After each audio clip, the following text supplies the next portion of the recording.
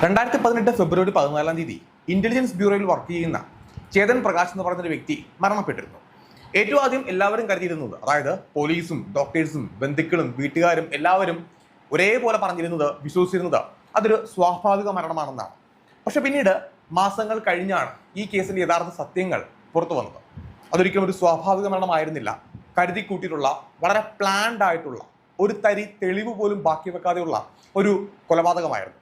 ഏതാണ്ട് 4 മാസങ്ങൾ കഴിഞ്ഞാണ് യഥാർത്ഥ പ്രതികളെ പോലീസ് കണ്ടെത്തിയത്. ആ ഒരു കേസന്വേഷണത്തെ കുറിച്ചാണ് നമ്മൾ ഇന്ന് സംസാരിക്കുന്നത്. ദയവായിട്ട് വീഡിയോ ഇഷ്ടപ്പെട്ട് കഴിഞ്ഞാൽ ഈ ഒരു കേസന്വേഷണത്തെ പറ്റിയുള്ള നിങ്ങളുടെ അഭിപ്രായങ്ങൾ കമന്റ് ബോക്സിൽ കമന്റ് ചെയ്യുക. ചാനൽ ഒന്ന് സബ്സ്ക്രൈബ് ചെയ്യുക. ഇന്റലിജൻസ് ബ്യൂറോയിൽ ടെക്നിക്കൽ സീനിയർ ആയിട്ട് വർക്ക് ചെയ്യുന്ന വ്യക്തിയാണ് ചേതൻ പ്രകാശ്. ചേതന് 36 വയസ്സാണ് പ്രായം. ചേതന്റെ വീട്ടിൽ അദ്ദേഹത്തിന്റെ ഭാര്യയുണ്ട്, 2 കുട്ടികളുണ്ട്. ഭാര്യയുടെ പേര് അനിത എന്നാണ്. അനിത ടീച്ചറായിട്ട് ജോലി ചെയ്യുന്ന ഒരു സ്ത്രീയാണ്. 2 മക്കളുണ്ടെന്ന് ഞാൻ പറഞ്ഞു. 2 ആൺകുട്ടികളാണ്. മൂത്ത കുട്ടിക്ക് 6 വയസ്സാണ് പ്രായം. രണ്ടാമത്തെ ഒരു കൈക്കുഞ്ഞാണ്. 4 മാസം മാത്രമേ പ്രായമായിട്ടുള്ളൂ. അപ്പോൾ രണ്ടാമത്തെ കുഞ്ഞിന്റെ ഒരു ഡെലിവറി കഴിഞ്ഞപ്പോഴത്തേക്കും അനിത കുറച്ചു കാലത്തേക്ക് ജോലിക്കൊന്നും തന്നെ പോകുന്നുണ്ടായിരുന്നില്ല. ഒരു IB-യിലെ ഉദ്യോഗസ്ഥൻ എന്ന് പറയുമ്പോഴത്തേക്കും നിങ്ങൾക്ക് ഊഹിക്കാം, അദ്ദേഹത്തിന് എപ്പോഴും ഒരുപാട് തിരക്കുകൾ ഉണ്ടാവും. അപ്പോൾ കുറേ കാലമായിട്ട് അദ്ദേഹം ഡൽഹിയിൽ തന്നെ ജോലി ചെയ്തുകൊണ്ടിരിക്കുകയാണ്. ഇപ്പോൾ ലീവ് കിട്ടുക എന്ന് പറയുമ്പോഴത്തേക്കും കൃത്യമായിട്ട് മാസങ്ങളിൽ ഒരു 2 ദിവസം അല്ലെങ്കിൽ 3 ദിവസം അങ്ങനെ ഇന്ന ദിവസം ലീവ് കിട്ടുമെന്ന് പറയാൻ പറ്റില്ല. അദ്ദേഹത്തിന് വർക്കില്ല. ലീവ് കിട്ടുന്ന സമയത്ത് അദ്ദേഹം നാട്ടിലേക്ക് പോകാറുണ്ട്. അപ്പോൾ അദ്ദേഹത്തിന്റെ നാട് രാജസ്ഥാനിലെ രാംകാഞ്ച് എന്ന് പറയുന്ന സ്ഥലമുണ്ട്. അവിടെയാണ് കുടുംബ വീട്. മാതാപിതാക്കൾ എല്ലാവരും തന്നെ അവിടെയാണ് താമസിക്കുന്നത്. ഇനിയിപ്പോൾ വിവാഹം കഴിഞ്ഞിട്ട് പിന്നീട് ചേതൻ താമസിക്കാനാണ് തുടങ്ങിയത് രാംകാഞ്ചിൽ നിന്ന് കുറച്ച് മാറിയുള്ള ജലാവർ സിറ്റി എന്ന് പറയുന്ന ഒരു സ്ഥലത്തേക്കാണ്. അപ്പോൾ ലീവ് കിട്ടുമ്പോഴത്തേക്കും മാതാപിതാക്കളെ കാണാൻ വേണ്ടി പോകാറുണ്ട്. ഭാര്യയും കുഞ്ഞിനെയും കാണാൻ വേണ്ടിയിട്ട് വരാറുണ്ട്. അങ്ങനെ ഇരിക്കെ 2018 ഫെബ്രുവരി 14 ഒരു 2 ദിവസത്തേക്ക് അദ്ദേഹത്തിന് ലീവ് കിട്ടിയാണ്. അപ്പോൾ ഭാര്യയുടെ പ്രസവം എല്ലാം കഴിഞ്ഞല്ലേ ഉള്ളൂ. അപ്പോൾ ഭാര്യയും കുട്ടികളെയൊക്കെ പോയി കാണാം, മാതാപിതാക്കളെ കാണാൻ അദ്ദേഹം തീരുമാനിക്കുകയാണ്. അപ്പോൾ അദ്ദേഹത്തിന്റെ അന്നത്തെ ഒരു ഷെഡ്യൂൾ ഇങ്ങനെയാണ്. നേരെ അപ്പോൾ ആ ഒരു ദിവസം ഫെബ്രുവരി 14 നേരെ രാംകാഞ്ചിലേക്ക് ഏറ്റവും ആദ്യം പോകാൻ തീരുമാനിച്ചു. അച്ഛനെയും അമ്മയും കണ്ടിട്ട് വൈകിട്ട് 6 മണിക്ക് രാംകാഞ്ചിൽ നിന്ന് ജലാവർ സിറ്റിയിലേക്ക് ഒരു ട്രെയിൻ ഉണ്ട്. അപ്പോൾ 6 മണിക്ക് ആ ട്രെയിനിന് പോകാം.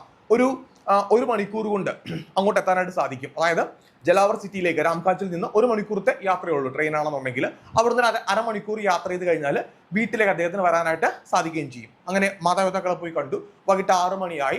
അദ്ദേഹത്തിന്റെ വീട്ടിലേക്കുള്ള, ഭാര്യയെ കാണാനുള്ള ആ ഒരു ട്രെയിൻ 6 മണിക്ക് പിടിക്കുകയാണ്. അപ്പോൾ സ്വാഭാവികമായിട്ട് 7-7:30 ആകുമ്പോൾ അദ്ദേഹം വീട്ടിലേക്ക് വരേണ്ടതാണ്. പക്ഷേ അന്ന് രാത്രി 8 മണിയായിട്ടും ചേതൻ വീട്ടിലേക്ക് വന്നില്ല. അപ്പോൾ ഭാര്യ അനിതയ്ക്കൊരു ടെൻഷൻ വരികയാണ്. കാരണം ഭർത്താവ് വരേണ്ടതാണല്ലോ. വിളിച്ചു നോക്കിയാണ്. ഫോൺ റിങ് ചെയ്യുന്നുണ്ട്, പക്ഷെ അദ്ദേഹം എടുക്കുന്നില്ല. 2-3 തവണ വിളിച്ചു നോക്കി. അപ്പം അദ്ദേഹം ഒരു ടെക്സ്റ്റ് മെസ്സേജ് അയക്കുകയാണ്. ആ ടെക്സ്റ്റ് മെസ്സേജിൽ പറഞ്ഞിരിക്കുന്നത്, ഞാൻ ട്രെയിൻ ഇറങ്ങി ഓട്ടോയിൽ വീട്ടിലേക്ക് വന്നുകൊണ്ടിരിക്കുകയാണ് എന്നാണ്. അപ്പോൾ വീട്ടിലേക്ക് വരാനായിട്ട് നേരത്തെ ഞാൻ പറഞ്ഞ പോലെ റെയിൽവേ സ്റ്റേഷൻ എത്തിക്കഴിഞ്ഞാൽ മാക്സിമം പോയി കഴിഞ്ഞൊരു അരമണിക്കൂർ മറ്റേ. അപ്പോൾ ഓട്ടോയിലാണെന്ന് പറയുകയും ചെയ്തല്ലോ. അങ്ങനെയാണെങ്കിൽ 8 മണിക്ക് മുന്നേ അദ്ദേഹം വീട്ടിലേക്ക് വരേണ്ടതാണ്. പക്ഷേ വന്നില്ല. 8 മണി കഴിഞ്ഞു, 9 മണിയായിട്ടും വരുന്നില്ല.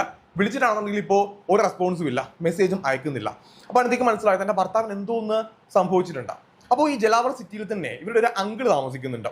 ആ അങ്കിളിനെ വിളിച്ചിട്ട് കാര്യങ്ങൾ പറയുകയാണ്. അപ്പോൾ അനിതയുടെ കൂടെ 2 കുട്ടികൾ മാത്രമേ വീട്ടിലുള്ളൂ. ഞാൻ പറഞ്ഞ പോലെ ഒന്ന് കൈക്കുഞ്ഞാണ്. അപ്പോൾ അനിതയ്ക്ക് പോയി അന്വേഷിക്കാനായിട്ട് എന്തായാലും പറ്റില്ല, കാരണം ആ കൈക്കുഞ്ഞിനെ ആരെ ഏൽപ്പിക്കാനാണ്. അതുകൊണ്ടാണ് അങ്കിളിനെ വിളിച്ച് പറഞ്ഞത്. അപ്പോൾ അങ്കിൾ പറഞ്ഞു, മോളെ നീ ടെൻഷൻ ആവണ്ട, ഞാൻ പോയി എന്തായാലും അന്വേഷിച്ചോളാം.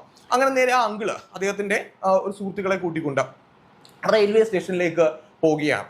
അപ്പോൾ റെയിൽവേ സ്റ്റേഷനിലേക്ക് പോയപ്പോഴത്തേക്കും, ജലാവർ സ്റ്റേഷനിലേക്ക് പോയപ്പോഴത്തേക്കും അവിടെ ചേതൻ എത്തിയിട്ടില്ല. ചേതൻ അവിടെ കാണാനായിട്ടില്ല. ചേതൻ പിന്നെ എവിടേക്കാണ് പോയത്?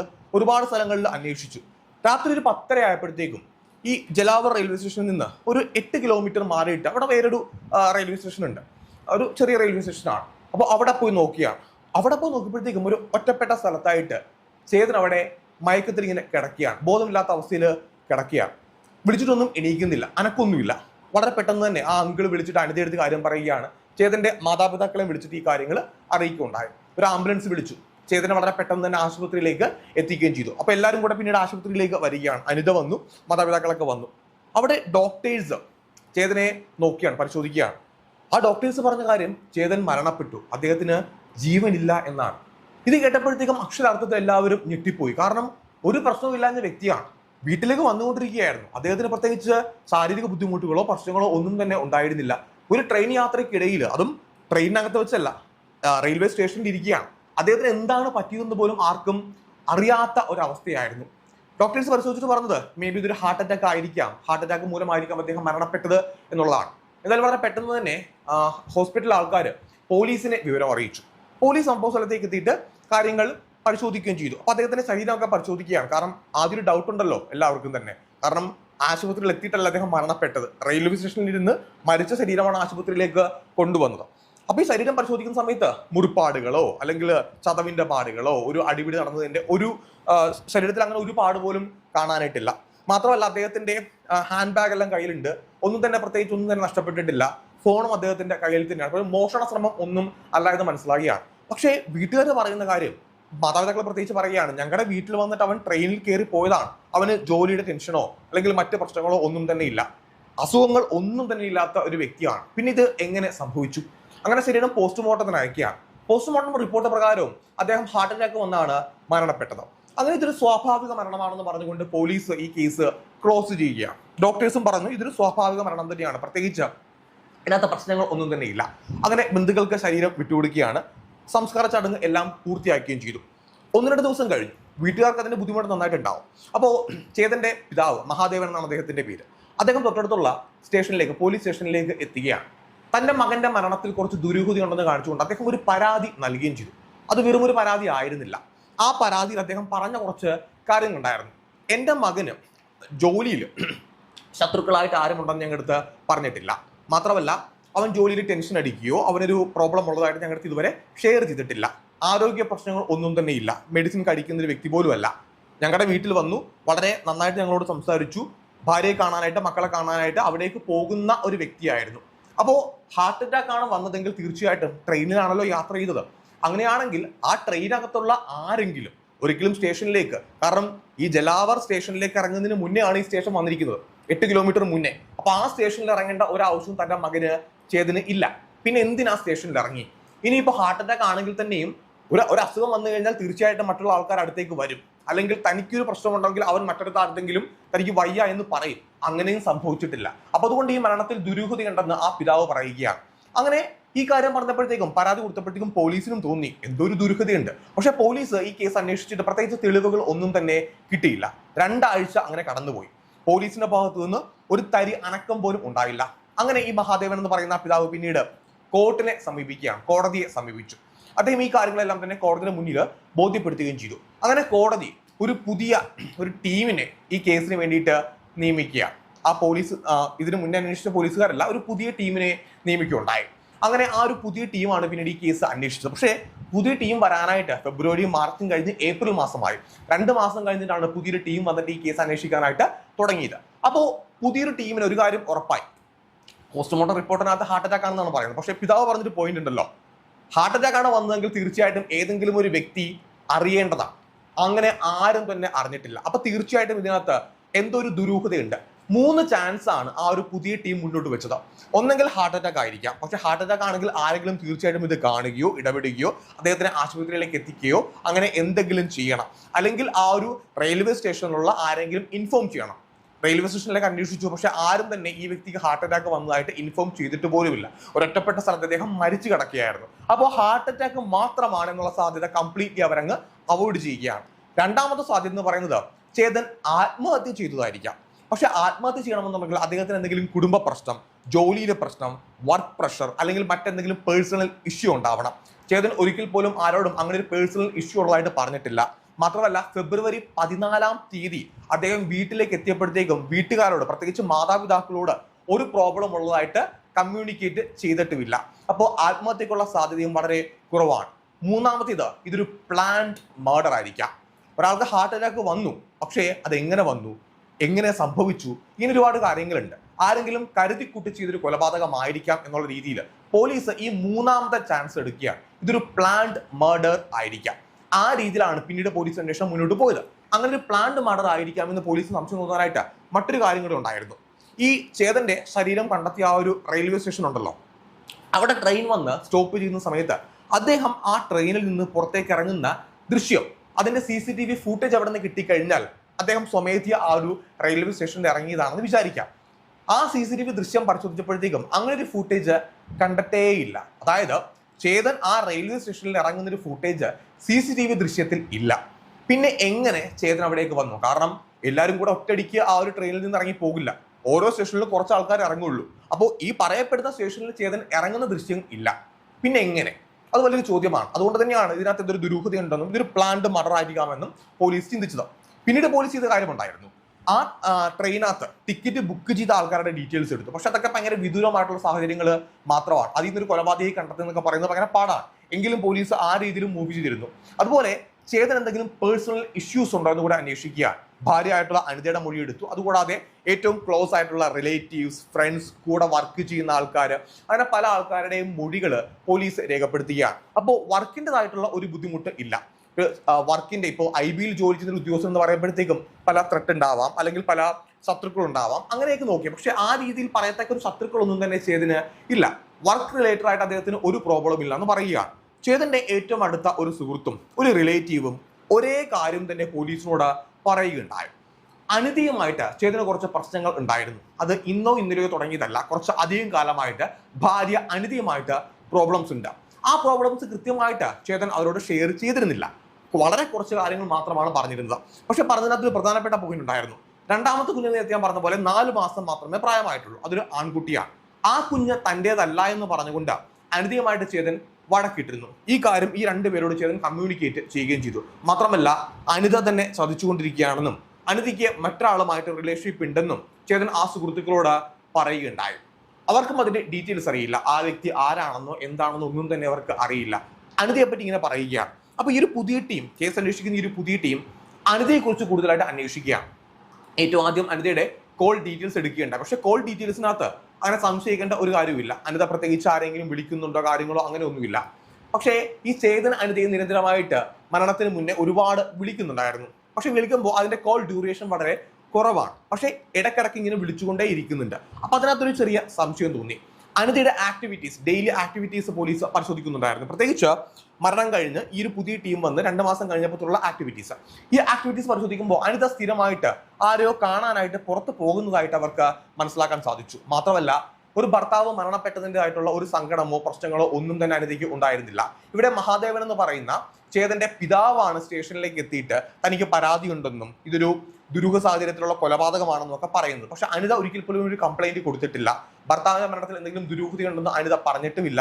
അനിതയ്ക്ക് ഭർത്താവ് മരിച്ചതിന്റെ ഒരു പ്രശ്നമില്ലെന്ന് പോലീസിന് മനസ്സിലാക്കാൻ സാധിക്കുകയും ചെയ്തു. അങ്ങനെ അനിത ഒരു സംശയത്തിന്റെ നിഴലാവുകയാണ്. അങ്ങനെ പോലീസ് അനിതയുടെ മൊഴി എടുക്കാനായിട്ട് തീരുമാനിക്കുകയാണ്. ചോദ്യം ചെയ്യാനായിട്ട് തന്നെ തീരുമാനിക്കുകയാണ്. പക്ഷെ അനിതയെ സ്റ്റേഷനിലേക്ക് എത്തി ചോദ്യം ചെയ്ത് കഴിഞ്ഞാൽ ഇവരുടെ കയ്യിൽ തെളിവുകൾ ഒന്നും തന്നെ ഇല്ല. പോലീസ് കാര്യം ചെയ്യുകയാണ്. അനിതയുടെ വീട്ടിലേക്ക് എത്തിയിട്ട് അനിതയ്ക്ക് ഈ ഒരു കൊലപാതകത്തിൽ പങ്കുണ്ട് എന്നുള്ള രീതിയിൽ അനിതയോട് സംസാരിക്കുകയാണ്. തെളിവുകളെല്ലാം തന്നെ ഞങ്ങളുടെ കയ്യിൽ ഉണ്ട് എന്നുള്ള രീതിയിലാണ് പോലീസ് ഉദ്യോഗസ്ഥ അനിതയോട് സംസാരിച്ചത്. അത് പോലീസിന്റെ ഒരു ട്രിക്കാണ്. കാരണം പ്രത്യേകിച്ച് തെളിവുകളില്ലാത്ത സമയത്ത് പോലീസ് ആ ഒരു രീതി സംശയമുള്ള ആൾക്കാരെ ആ രീതിയിൽ ക്വസ്റ്റ്യൻ ചെയ്യാറുണ്ട്. അപ്പോൾ ആ രീതിയിൽ ചോദ്യം ചെയ്യുന്ന സമയത്ത് ഏറ്റവും ആദ്യം അനിത പറഞ്ഞത് തന്റെ ഭർത്താവുമായിട്ട് തനിക്ക് ചില ചെറിയ ചെറിയ പ്രശ്നങ്ങളുണ്ട്, പക്ഷെ ഞങ്ങളത് സംസാരിച്ച് പരിഹരിച്ചിട്ടുണ്ട്. അപ്പോൾ അനിതയുടെ ഫോണൊക്കെ പോലീസ് പരിശോധിക്കുന്ന സമയത്ത് പ്രത്യേകിച്ച് അതിനകത്തൊന്നും കാണാനായിട്ട് സാധിച്ചില്ല. കുറച്ച് കോൾ ഡീറ്റെയിൽസ് മാത്രമേ ഉള്ളൂ. മെസ്സേജ് എല്ലാം തന്നെ അനിത പൂർണ്ണമായിട്ട് ഡിലീറ്റ് ചെയ്തിരുന്നു. അതും പോലീസിന് സംശയം ഉണ്ടാക്കിയ ഒരു കാര്യമായിരുന്നു. ചേതനായിട്ടുള്ള ഒരു ചാറ്റ് പോലും അതിനകത്ത് ഉണ്ടായിരുന്നില്ല. അങ്ങനെ ക്വസ്റ്റ്യൻ ചെയ്ത സമയത്ത് അനിത ഒരു സമയം കഴിഞ്ഞപ്പോഴത്തേക്കും പോലീസിന്റെ ചോദ്യം ചെയ്യലിൽ നിന്ന് തുടരെ വന്നുകൊണ്ടിരുന്നപ്പോഴത്തേക്കും അനിതയ്ക്ക് പിടിച്ചു നിൽക്കാനായിട്ട് സാധിച്ചില്ല. അനിത പറഞ്ഞു തന്റെ ഭർത്താവിനെ താൻ കൊലപ്പെടുത്തിയിട്ടില്ല, പക്ഷേ ആ കൊലപാതകത്തിന് ഞാൻ കൂട്ടുനിന്നിരുന്നു. ഞാനാണ് നിർദ്ദേശങ്ങൾ എല്ലാം തന്നെ നൽകിയത്. കൊലപാതകം ചെയ്തത് തൻ്റെ കാമുകനാണ്. ആ കാമുകന്റെ പേര് പ്രവീൺ എന്നാണ്.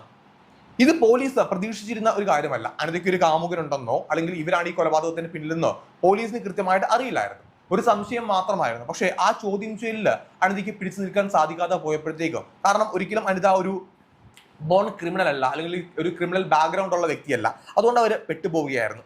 അപ്പോൾ പോലീസ് അറിയേണ്ടത് എങ്ങനെ ഈ തെളിവുകൾ ഒന്നും തന്നെ ഇല്ലാതെ കൊലപാതകം ചെയ്തു എന്നുള്ളതാണ്. അനിതയെ ചോദ്യം ചെയ്തപ്പോഴത്തേക്കും അനിത തന്നെ എല്ലാ സത്യങ്ങളും പോലീസിനോട് പറയുകയുണ്ടായി. അതിന്റെ ഒരു ഹിസ്റ്ററി ഇപ്രകാരമാണ്. അനിത സ്കൂളിൽ പഠിക്കുന്ന സമയം മുതൽക്ക് തന്നെ അനിതയ്ക്ക് ഒരു കാമുകൻ ഉണ്ടായിരുന്നു. ആ കാമുകന്റെ പേരാണ് പ്രവീൺ.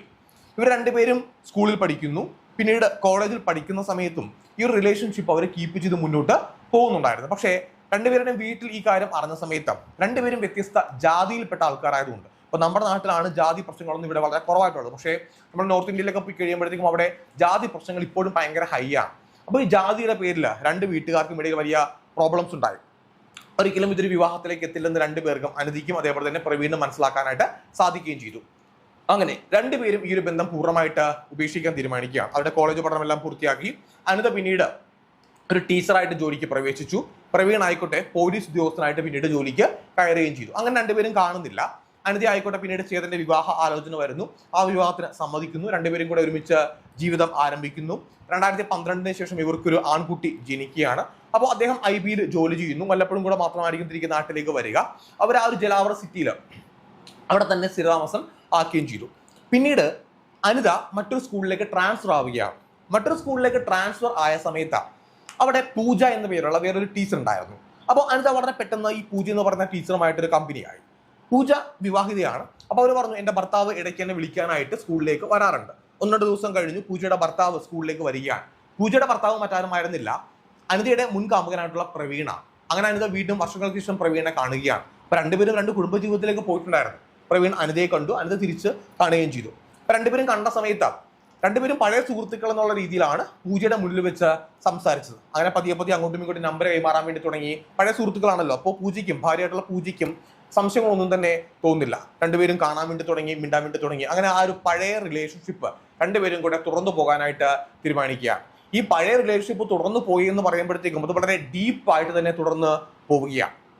കാരണം പ്രത്യേകിച്ച് അനിതയുടെ ഭർത്താവായിട്ടുള്ള ചേതൻ മാസത്തിൽ 1-2 ദിവസം മാത്രമായിരിക്കും വീട്ടിലേക്ക് വരിക. അപ്പൊ അനിതയ്ക്ക് വളരെ നല്ല രീതിയിൽ പ്രവീണുമായിട്ട് കമ്മ്യൂണിക്കേറ്റ് ചെയ്യാനായിട്ടുള്ള ഒരു സമയമുണ്ട്. അങ്ങനെ ഈ ഒരു റിലേഷൻഷിപ്പ് വളരെ ഡീപ്പായിട്ട് മുന്നോട്ട് പോവുകയും ഇവർ രണ്ടുപേരും കൂടെ ഒരു വീടെടുക്കാനായിട്ട് തീരുമാനിച്ചു. എപ്പോഴും അനിതയുടെ വീട്ടിലേക്ക് വന്ന് കാണാനായിട്ട് പ്രവീണാണെങ്കിലും സാധിക്കില്ല, കാരണം ഭാര്യയായിട്ടുള്ള പൂജ കൂടെ ഉണ്ട്. അപ്പോൾ രണ്ടുപേരും കൂടെ 35 ലക്ഷം രൂപ മുടക്കിയിട്ട് ഒരു പുതിയ വീട് വാങ്ങി. അതിൽ 10 ലക്ഷം രൂപ അനിത ഇടുകയാണ്, ബാക്കി 25 ലക്ഷം രൂപ പ്രവീണാണ് ഇട്ടത്. അപ്പൊ നിങ്ങൾക്ക് മനസ്സിലാകാം ഇവരുടെ ആ ഒരു റിലേഷൻഷിപ്പിന്റെ ഒരു ഡീപ്പ് എത്രത്തോളമാണെന്നുള്ളത് നിങ്ങൾക്ക് ഈ ഒരു വീട് വാങ്ങിച്ചൊരു കാര്യത്തിൽ നിന്ന്, അത്രയും സാമ്പത്തികം മുടക്കി ഒരു വീട് വാങ്ങുമ്പോൾ തന്നെ നിങ്ങൾക്ക് മനസ്സിലാക്കാനായിട്ട് സാധിക്കും. പിന്നീട് ചേതൻ നാട്ടിലേക്ക് എത്തിയപ്പോഴത്തേക്കും അനിത പ്രവീണിനെ തന്റെ പഴയ സുഹൃത്താണെന്നും പറഞ്ഞുകൊണ്ട് പരിചയപ്പെടുത്തി കൊടുത്തി. ആരുടെ മുന്നിൽ, ഇപ്പൊ പൂജയുടെ ആയിക്കോട്ടെ അല്ലെങ്കിൽ ചേതന്റെ ആയിക്കോട്ടെ, ഇവരുടെ മുന്നിൽ സംശയം തോന്നാതിരിക്കാനായിട്ട് ഇവിടെ ഈ നോർത്ത് ഇന്ത്യയിലേക്ക് രാഖി കെട്ടുന്ന ഒരു ചടങ്ങുണ്ട്. ഒരു വിശേഷ ദിവസത്തിൽ സഹോദരനായിട്ട് അക്സെപ്റ്റ് ചെയ്തുകൊണ്ട് അങ്ങനെ രണ്ടുപേരും രാഖിയൊക്കെ കെട്ടുന്നുണ്ടായിരുന്നു. അപ്പോൾ മറ്റുള്ള ആൾക്കാരുടെ മുന്നിൽ ഞങ്ങളൊരു സഹോദരനാണ്, പഴയ സുഹൃത്തുക്കളാണ് എന്നുള്ള രീതിയിലാണ് ഇവര് വെക്കുന്നത്. പക്ഷേ അത് ആരുമില്ലാത്ത സമയത്ത് ഒരു ഒരു റിലേഷൻഷിപ്പ് എന്ന രീതിയിൽ തന്നെ മുന്നോട്ട് പോവുകയും ചെയ്തു. ആ റിലേഷൻഷിപ്പ് ഭയങ്കരമായിട്ട് ഡീപ്പായി. രണ്ടുപേരും ഒരുമിച്ച് താമസം ആരംഭിച്ചു. എല്ലാ രീതിയിലുള്ള ആ ഒരു ബന്ധം മുന്നോട്ട് പോവുകയും ചെയ്തു. പക്ഷെ കുറച്ചു കാലം കഴിഞ്ഞപ്പോഴത്തേക്കും ചേതൻ ഇതിനെക്കുറിച്ച് അറിയുകയാണ്. ചേതൻ ഈ ഒരു സംഭവം അറിഞ്ഞ സമയത്ത് അനിതയോട് സംസാരിക്കുകയാണ്. അപ്പോൾ ഈ റിലേഷൻഷിപ്പിനെ പറ്റി സംസാരിച്ച സമയത്ത് അനിത ഏറ്റവും ആദ്യം തന്നെ എതിർത്തു. ചേതൻ പറഞ്ഞു, ഇനി നിങ്ങൾ രണ്ടുപേരും കൂടെ കാണരുത്. അപ്പോൾ ഇവർ രണ്ടുപേരും ഒരുമിച്ച് താമസിക്കുന്നതും പുതിയ വീടെടുത്ത കാര്യമൊന്നും തന്നെ അറിയില്ല. അപ്പൊ നിങ്ങൾ ഇനി കാണരുത്, മിണ്ടരുതെന്നൊക്കെ പറയുകയാണ്. ആ സമയത്ത് അനിത പറഞ്ഞു, ഓക്കെ ഞങ്ങൾ ഇനി കാണുന്നില്ല, മിണ്ടുന്നില്ല എന്നൊക്കെ പറഞ്ഞു. പക്ഷേ അത് വെറും കള്ളത്തരം മാത്രമാണ്. കാരണം ചേതനായിക്കോട്ടെ 1-2 ദിവസം ഈ കാര്യങ്ങളെല്ലാം പറഞ്ഞിട്ട് വീണ്ടും തിരികെ പോവുകയും ചെയ്യും. ആ സമയത്ത് അനിതയ്ക്ക് ഒരു പുതിയ ഫോണും പുതിയൊരു സിം കാർഡും കൂടെ പ്രവീൺ എടുത്ത് നൽകുകയും ചെയ്തു. അപ്പോൾ ഇപ്പൊ നിലവിൽ ഉപയോഗിക്കുന്ന ആ ഒരു സിം കാർഡും ഫോണിൽ നിന്നുമല്ല ഇവർ രണ്ടുപേരും കൂടെ കമ്മ്യൂണിക്കേറ്റ് ചെയ്തത്. പുതിയൊരു സിം കാർഡ്, പുതിയ ഫോണാണ്. അപ്പോൾ ആർക്കും പ്രശ്നങ്ങളൊന്നും തന്നെ ഉണ്ടാകത്തില്ല. അങ്ങനെ പഴയതിനേക്കാൾ ഡീപ്പായിട്ട് ഇവരുടെ ബന്ധം ഇങ്ങനെ തുടർന്ന് പോവുകയും ചെയ്തു. അത് വർഷങ്ങളോളം ആ ബന്ധം ഇങ്ങനെ മുന്നോട്ട് പോവുകയാണ്. പിന്നീട് വർഷങ്ങൾ കഴിഞ്ഞു 2017 അവസാന സമയമായപ്പോഴത്തേക്കും അനിതയ്ക്ക് ഒരു പുതിയ കുഞ്ഞുകൂടെ ജനിക്കുകയാണ്. അതും നേരത്തെ ഞാൻ പറഞ്ഞ പോലെ ഒരു ആൺകുട്ടിയാണ്. ഈ കുഞ്ഞ് ജനിക്കുന്ന സമയത്ത് ആശുപത്രിയിലേക്ക് പ്രവീൺ വന്നിട്ടുണ്ടായിരുന്നു. ഈ ആശുപത്രിയിലെ എല്ലാ കാര്യങ്ങളും ചെയ്യുന്നത് പ്രവീണായിരുന്നു. അനിത എല്ലാ കാര്യങ്ങളും കമ്മ്യൂണിക്കേറ്റ് ചെയ്യുന്നത് പ്രവീണോടാണ്. അപ്പോൾ ആ സമയത്ത് ചേതൻ ആശുപത്രിയിലേക്ക് വരുന്നുണ്ട്. ചേതന്റെ മാതാപിതാക്കളുണ്ട്, അനിതയുടെ മാതാപിതാക്കളുണ്ട്. പക്ഷേ കമ്മ്യൂണിക്കേഷൻ ഏറ്റവും കൂടുതൽ നടക്കുന്നത് ചേതനായിട്ടല്ല, നേരെ മറിച്ച് പ്രവീണായിട്ടാണ്. അപ്പോൾ പ്രവീൺ ആ കുഞ്ഞിനെ എടുക്കുന്നതും സംസാരിക്കുന്നതും കാര്യങ്ങളെല്ലാം ചെയ്യുന്ന പ്രവീണാണ്. ഇത് കണ്ടപ്പോഴത്തേക്കും ചേതനൊരു സംശയം തോന്നിക്കുകയാണ്. ഇവര് രണ്ടുപേരും കൂടെ ആ റിലേഷൻഷിപ്പ് ഇപ്പോഴും കണ്ടിന്യൂ ചെയ്യുന്നുണ്ട്. മാത്രമല്ല ഈ ഒരു കുഞ്ഞ് തൻ്റേതല്ല എന്നൊരു സംശയം കൂടെ അവിടെ ചേതന് വരികയാണ്. പക്ഷേ ഒരിക്കലും ചേതന് ആശുപത്രിയിൽ വെച്ച് ഈ കാര്യം സംസാരിക്കാനായിട്ട് പറ്റില്ല. കാരണം ചേതൻ ഓൾറെഡി രണ്ടുപേരും കൂടെ ഒരു വീടെടുത്ത കാര്യവും ഒരുമിച്ച് താമസിച്ച കാര്യവും അറിഞ്ഞിട്ടാണ് അവിടേക്ക് വന്നത്. പക്ഷെ മാതാപിതാക്കളുടെ മുന്നിൽ വെച്ച്, പ്രത്യേകിച്ച് ഭാര്യ പ്രസവിച്ച് കിടക്കുന്ന സമയത്ത് അദ്ദേഹത്തിന് അത് ചോദിക്കാനായിട്ട് പറ്റത്തില്ല. അദ്ദേഹം അത് സൈലന്റ് ആയിട്ടിരുന്നു. പക്ഷേ പ്രസവം എല്ലാം കഴിഞ്ഞ് തിരികെ അനിത വീട്ടിലേക്ക് വന്ന സമയത്ത് ചേതൻ ഇതിനെക്കുറിച്ച് സംസാരിക്കുകയാണ്. ചേതൻ വഴക്കിട്ടു, അങ്ങോട്ടും ഇങ്ങോട്ടും വലിയ വഴക്കൊക്കെ ആയി. ഈ വഴക്കിനൊടുവിൽ ചേതൻ തീരുമാനിക്കുകയാണ് എന്തായാലും ഇരുവരുമായിട്ടുള്ള ആ ഒരു ബന്ധം പൂർണ്ണമായിട്ട് നിർത്തിക്കണം. പക്ഷെ ചേതന് ലീവ് ഇല്ലാത്തതുകൊണ്ട് ചേതന് തിരികെ വീണ്ടും ജോലിക്ക് പോകേണ്ടതായിട്ട് വന്നു. അനിത വളരെ പെട്ടെന്ന് തന്നെ പ്രവീണിനെ വിളിച്ചിട്ട് ഈ കാര്യങ്ങളെല്ലാം തന്നെ അറിയിക്കുകയാണ്. അങ്ങനെ പ്രവീണും അനിതയും കൂടെ ഒരു കാര്യം തീരുമാനിച്ചു. തങ്ങൾക്ക് ഇനിയും ഈ ബന്ധം തുടർന്ന് പോകണമെന്നുണ്ടെങ്കിൽ തടസ്സമായിട്ടുള്ളത് ചേതൻ മാത്രമാണ്. അങ്ങനെ ചേതനെ പൂർണ്ണമായിട്ട് ഇല്ലാതാക്കണം. ചേതൻ മരിച്ചു കഴിഞ്ഞാൽ ഈ റിലേഷൻഷിപ്പ് വളരെ ഈസി ആയിട്ട് അവർക്ക് മുന്നോട്ട് കൊണ്ടുപോകാനായിട്ട് സാധിക്കുകയും ചെയ്യും. അങ്ങനെ ചേതനെ കൊന്നു കളയാനായിട്ട് തന്നെ അവർ തീരുമാനമെടുക്കുകയാണ്. പക്ഷേ ഈ കൊലപാതകം എങ്ങനെ ചെയ്യണമെന്നുള്ളൊരു ഐഡിയ അനിതയ്ക്ക് ഉണ്ടായിരുന്നില്ല. പക്ഷേ പ്രവീൺ ഒരു പോലീസ് ഉദ്യോഗസ്ഥനാണ്. അയാൾക്ക് കൃത്യമായിട്ട് അറിയാം എങ്ങനെ ഈ കൊലപാതകം ചെയ്യണം. കൊലപാതകം ചെയ്തു കഴിഞ്ഞാൽ തന്നിലേക്ക് ഈ അന്വേഷണം വരാതിരിക്കാൻ എന്തൊക്കെ ചെയ്യണമെന്നും അവന് കൃത്യമായിട്ടുള്ള ബോധ്യമുണ്ടായിരുന്നു. അതുകൊണ്ട് അവൻ 5 തവണയാണ്, 1-2 തവണയല്ല, 5 തവണയാണ് ചേതനെ കൊലപ്പെടുത്താനായിട്ട് തീരുമാനമെടുത്തത്, അല്ലെങ്കിൽ പദ്ധതികൾ ഒരുക്കിയത്. ഏറ്റവും ആദ്യം തന്നെ 3 ലക്ഷം രൂപ കൊടുത്ത ഒരാൾക്ക് കൊട്ടേഷൻ കൊടുത്തു. ഈ കൊട്ടേഷൻ കൊടുത്ത സമയത്ത് ട്രെയിനിലാണ് ചേതൻ വീട്ടിലേക്ക് വരുന്നതെന്ന് അവൻ പറഞ്ഞു കൊടുക്കുന്നുണ്ടായിരുന്നു. ഈ ട്രെയിനിൽ വരുന്ന സമയം കൃത്യമായിട്ട് അനിത പറഞ്ഞു കൊടുക്കും. ഏത് ഡേറ്റിന് ഇയാൾ നാട്ടിലേക്ക് വരുമെന്നും അനിത കൃത്യമായിട്ട് തന്നെ പ്രവീണെ അറിയിക്കുമായിരുന്നു. പക്ഷേ ഈ കൊട്ടേഷൻ കൊടുത്ത സമയത്ത് ട്രെയിനിൽ ഒരുപാട് യാത്രക്കാരുള്ളതുകൊണ്ടും റെയിൽവേ സ്റ്റേഷനിലേക്ക് എത്തുമ്പോൾ അവിടെയും യാത്രക്കാരുള്ളത് കൊണ്ടും തിരിച്ച് വീട്ടിലേക്ക് വരുന്ന വഴിക്ക് ഒരു ദൃക്സാക്ഷികളുണ്ടാവും എന്നുള്ള ഉറപ്പുള്ളത് കൊണ്ട് തെളിവുകളില്ലാതെ വേണമല്ലോ കൊലപ്പെടുത്താനായിട്ട് ആ കൊട്ടേഷൻ പരിപാടി അവിടെ അവസാനിപ്പിക്കുകയാണ്. പിന്നീട് ആക്സിഡന്റിലൂടെ അല്ലെങ്കിൽ വിഷം കലർത്തി ഇങ്ങനെ പല പദ്ധതികളൊക്കെ ആവിഷ്കരിച്ചു. പക്ഷെ ഇതൊന്നും തന്നെ കൃത്യമായിട്ട് നടപ്പായില്ല. ഒടുവിൽ പ്രവീൺ ഈ കാര്യങ്ങൾ എല്ലാം തന്നെ അവന്റെ സുഹൃത്തായിട്ടുള്ള സന്തോഷ് എന്ന് പറയുന്ന ഒരു വ്യക്തിയുണ്ട്. ഈ സന്തോഷ് ഒരു നേഴ്സ് ആയിട്ടുള്ള ഒരാളാണ്, ഒരു മെയിൽ നേഴ്സാണ്. അപ്പൊ സന്തോഷിനോട് ഈ കാര്യങ്ങൾ പറയുകയാണ്. അപ്പൊ സന്തോഷ് ഒരു പ്ലാൻ പറഞ്ഞു കൊടുക്കുകയാണ്. സന്തോഷ് ഹോസ്പിറ്റലിൽ വർക്ക് ചെയ്യുന്ന സമയത്ത് അവിടെ ഓപ്പറേഷൻ തിയേറ്ററിൽ ഉപയോഗിക്കുന്ന ഒരു കെമിക്കലുണ്ട്. ആൾക്കാരെ മയക്കാനായിട്ട് ഒരു മെഡിസിൻ ഉപയോഗിക്കും. ആ മെഡിസിന്റെ പേര് ഞാൻ പറയുന്നില്ല. അപ്പോൾ ആ മെഡിസിൻ ശരീരത്തിൽ കയറി കഴിഞ്ഞാൽ ഹാർട്ട് അറ്റാക്ക്, ഒരു പരിധിക്കപ്പുറം കയറി കഴിഞ്ഞാൽ ഹാർട്ട് അറ്റാക്ക് വരാനുള്ള ചാൻസ് ഉണ്ട്. പക്ഷേ ആ ഹാർട്ട് അറ്റാക്ക് വന്നെങ്കിൽ തന്നെയും അതൊരു സ്വാഭാവിക മരണമായിട്ട് മാത്രമേ പോസ്റ്റ്മോർട്ടം റിപ്പോർട്ടിൽ പോലും കണക്കൂട്ടിയുള്ളൂ. ആ മെഡിസിൻ ശരീരത്തിലേക്ക് കയറിയതിന്റെ ഡീറ്റെയിൽസ് ഒന്നും തന്നെ വളരെ പെട്ടെന്ന് കണ്ടുപിടിക്കാനൊന്നും സാധിക്കില്ല. അപ്പോൾ പോസ്റ്റ്മോർട്ടം ചെയ്താലും പ്രശ്നം ആവില്ല. അങ്ങനെ ആ മെഡിസിൻ ശരീരത്തിൽ കുത്തിവെച്ച് ചേതനെ കൊലപ്പെടുത്താനായിട്ട് തീരുമാനിക്കുകയാണ്. അങ്ങനെ സന്തോഷ് പ്രവീൺ ആ മെഡിസിൻ എടുത്ത് നൽകുകയും ചെയ്തു. പക്ഷേ ഈ മെഡിസിൻ എങ്ങനെ കുത്തിവെക്കും, അതൊരു കാര്യമാണല്ലോ.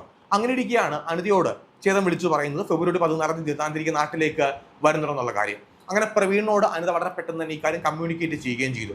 അന്ന് തന്നെ ഈ കൊലപാതകം ചെയ്യാനായിട്ട് അവർ എല്ലാ പദ്ധതികളും ഒരുക്കിയിരുന്നു. അതിനു വേണ്ടിയിട്ട് പ്രവീൺ അവന്റെ 3 സുഹൃത്തുക്കളുടെ സഹായം തേടി. ഈ 3 സുഹൃത്തുക്കളിനകത്ത് 2 പേര് ക്രിമിനൽസ് ആണ്, 3 ക്രിമിനൽസ് ആണ്. അതിൽ ഒരുത്തൻ വെറും 17 വയസ്സ് മാത്രമാണ് പ്രായം, അവൻ മൈനറാണ്. ഇവർ 3 പേരോടും ഈ കാര്യം പറഞ്ഞു. ഇവരുടെ പ്ലാൻ എന്ന് പറയുന്നത് ചേതൻ റെയിൽവേ സ്റ്റേഷനിൽ വന്ന്, അതായത് ജലാവർ സ്റ്റേഷനിൽ വന്ന് ഇറങ്ങുന്ന സമയത്ത് അവിടുന്ന് കിഡ്നാപ്പ് ചെയ്ത് ഒരു കാറിലേക്ക് എത്തിച്ച് ആ കാറിനകത്ത് വെച്ച് ഈ ഒരു മെഡിസിൻ ഇഞ്ചക്ട് ചെയ്തിട്ട് തിരിച്ചയാളെ റെയിൽവേ സ്റ്റേഷനിൽ കൊണ്ടുപോയിട്ട് ആക്കുക, അല്ലെങ്കിൽ അവിടെ കൊണ്ടുപോയിട്ട് ശരീരം ഉപേക്ഷിക്കുക.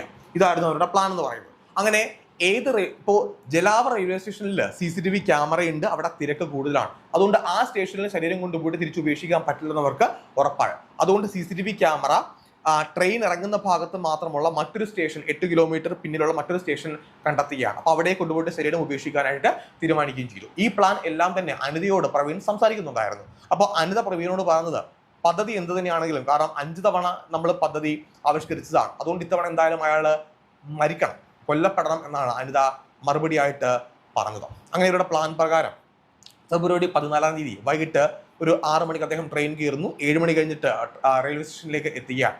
റെയിൽവേ സ്റ്റേഷനിൽ എത്തിയ സമയത്ത് അദ്ദേഹം ഒരു ഓട്ടോ അല്ലെങ്കിൽ ഒരു ടാക്സി പിടിക്കാനായിട്ട് പുറത്തേക്ക് വന്ന സമയത്ത് പ്രവീൺ ഏർപ്പാടാക്കിയിരുന്ന 3 ആൾക്കാരുണ്ടല്ലോ, ഈ 3 ആൾക്കാർ ചേതന്റെ അടുത്തേക്ക് എത്തുകയാണ്. എന്നിട്ട് ചേതനെ പിടിച്ച് വലിച്ചുകൊണ്ട് ഒരു കാറിലേക്ക് കയറ്റുകയും ചെയ്തു. പ്രവീൺ ആ കാറിനകത്ത് ഇരിപ്പുണ്ടായിരുന്നു. പ്രവീൺ വളരെ പെട്ടെന്ന് തന്നെ ചേതന്റെ അടുത്തേക്ക് ചെല്ലുകയാണ്. വേറൊരാൾ കാർ ഓടിച്ചു. അങ്ങനെ ഏറ്റവും ആദ്യം പറഞ്ഞത് നിന്റെ സ്വത്തുക്കൾ എല്ലാം തന്നെ അനിതയുടെ പേരിലേക്ക് എഴുതി വെക്കണം എന്നാണ്.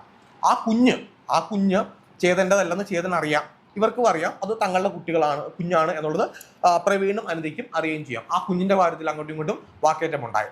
അപ്പോൾ ചേതൻ ശാരീരികമായിട്ട് നേരിടാൻ വേണ്ടി തുടങ്ങിയ സമയത്ത് ആ സുഹൃത്തുക്കൾ ചേർന്ന് ബലമായിട്ട് പിടിച്ചു വെച്ചിട്ട് പ്രവീൺ പിന്നീടൊന്നും സംസാരിച്ചില്ല. ആ ഒരു മെഡിസിൻ ശരീരത്തിലേക്ക് ഇഞ്ചക്ട് ചെയ്യുകയാണ്. വളരെ പെട്ടെന്ന് അയാൾ തളർന്നുപോയി. അത് മയക്കാനുള്ള കൂടെ ഒരു മെഡിസിനാണ്, അളവിൽ കൂടുതലാകുമ്പോഴത്തേക്ക് ഹാർട്ട് അറ്റാക്ക് വരും നേരത്തെ പറഞ്ഞു കൊടുത്തു.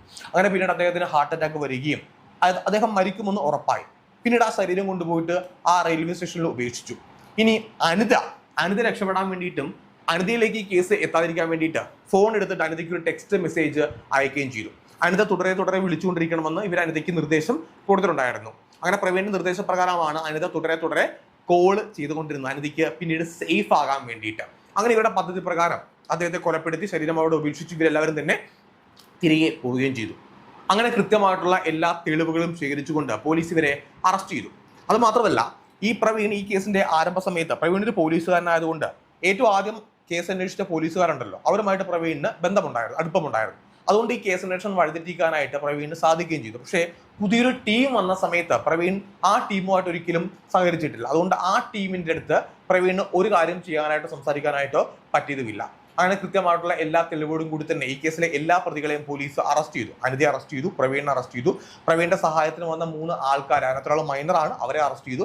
അവരെല്ലാവരും ഇപ്പോൾ ജയിലിൽ തന്നെ കഴിയുകയാണ്. അത് മാത്രമല്ല, പ്രവീണിനെ ഈ കേസിൽ സഹായിച്ചിരുന്ന 1-2 പോലീസുകാരുണ്ട്. ആ പോലീസുകാരെ ഡിസ്മിസ് ചെയ്യുകയും ചെയ്തിട്ടുണ്ട്. ഇവർക്ക് ഇതുവരെ ശിക്ഷ ഒന്നും തന്നെ നൽകിയിട്ടില്ല. പക്ഷേ ഈ കേസ് പരിശോധിച്ചാൽ നമുക്ക് ഒരു കാര്യം വളരെ വ്യക്തമായി മനസ്സിലാക്കാൻ സാധിക്കും. ഇവിടെ ചേതൻ എന്ന് പറയുന്ന വ്യക്തി, അദ്ദേഹം ഒരു തെറ്റ് പോലും ചെയ്തിട്ടില്ല. അദ്ദേഹം വളരെ മാന്യമായിട്ട് ജോലി ചെയ്തിരുന്ന, കുടുംബം പോറ്റിക്കൊണ്ടിരുന്ന ഒരു വ്യക്തിയാണ്. അദ്ദേഹത്തെ ഇപ്പോൾ ഇരുവർക്കും ഇടയിലുള്ള, അനിതയ്ക്കും പ്രവീണിനും ഇടയിലുള്ള ആ ഒരു ലൈംഗിക ബന്ധം, അല്ലാന്നുണ്ടെങ്കിൽ ആ ഒരു അർഹിത ബന്ധത്തിന്റെ പുറത്താണ് ഭർത്താവിനെ കൊലപ്പെടുത്താനായിട്ട് അവർ തീരുമാനമെടുത്തത്. അതുകൊണ്ട് അവർ ചെയ്ത വളരെ വലിയൊരു ക്രൈമാണ് അവർ ചെയ്തത്. ഇവിടെ ആ 2 കുഞ്ഞുങ്ങൾ അനാഥരായി പോവുകയും ചെയ്തു.